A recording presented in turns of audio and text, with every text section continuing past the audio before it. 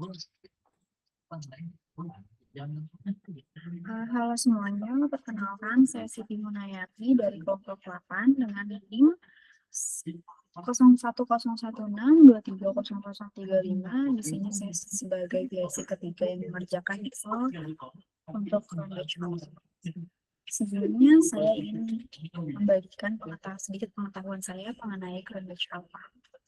Language alpha adalah sebuah ukuran yang digunakan dalam statistika untuk mengukur reliabilitas atau konsistensi internal dari sebuah kumpulan pertanyaan atau item dalam sebuah instrumen penelitian atau tes. Language alpha menghitung seberapa baik item-item dalam instrumen dapat diandalkan untuk mengukur variabel atau konstruk yang sama. Nilai Cronbach alpha berkisar antara 0 hingga 1, di mana nilai mendekati 1 menunjukkan bahwa item-item dalam instrumen memiliki korelasi tinggi dan dapat dianggap konsisten atau dapat diandalkan dalam mengukur variabel yang sama. Secara umum, langkah-langkah untuk menghitung Cronbach alpha adalah sebagai berikut. Yang pertama itu kita harus menghitung variance total, lalu kita dapat menghitung variance item, setelah itu kita dapat menghitung alpha dengan rumus yang akan saya gunakan nantinya di Excel ini. Beberapa hari yang lalu kita sudah menyebarkan form dengan judul menganalisa keefektifan pengaruh kerja hybrid untuk produktivitas kerja karyawan. Pada form tersebut kita hanya memberikan dua opsi pilihan, yaitu iya dan tidak. Berikut adalah hasilnya. Dari form tersebut kita mendapatkan 29 responden dengan jawaban yang bervariasi.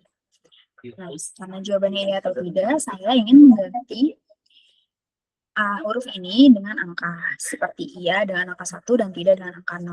Untuk memudahkan kita mengerjakannya, kita dapat mengganti semuanya, kita dapat langsung saja menggantinya dengan Ctrl H, lalu replace, lalu di bagian find note kita masukkan kata yang ingin kita ganti dan replace dengan angka yang kita inginkan, seperti ini.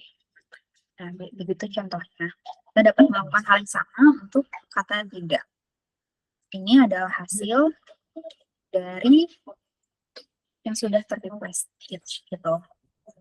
Nah, ketika kita sudah mendapatkan angka ini semua, kita dapat mencari total dari setiap row dengan rumus sama dengan sum dalam kurung kolom I1, langsung kita blok aja ke F1, lalu tutup kurung dan menghasilkan angka segini. Kita dapat langsung tarik saja ke responden paling terakhir, seperti itu. Nah, setelah kita mendapatkan total ini, kita dapat mencari variance dari setiap pertanyaan. Nah, variance dari pertanyaan ini ada rumusnya adalah sama dengan var titik P kolom I1 sampai ke responden terakhir, itu ada di 29. Lalu menghasilkan angka segini. Dan dari sini kita langsung tarik lagi saja ke pertanyaan terakhir. Dapatlah hasil seperti ini. Nah, setelah kita mencari total dan juga varians dari pertanyaan itu, kita dapat langsung mencari item. Item adalah jumlah pertanyaannya. Kita dapat menggunakan rumus sama dengan kontak I1 sampai R1. Nah, hasilnya seperti ini.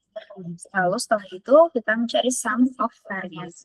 Sum of variance yaitu rumusnya sama dengan sum I31, karena ada di row 31, sampai ke R31.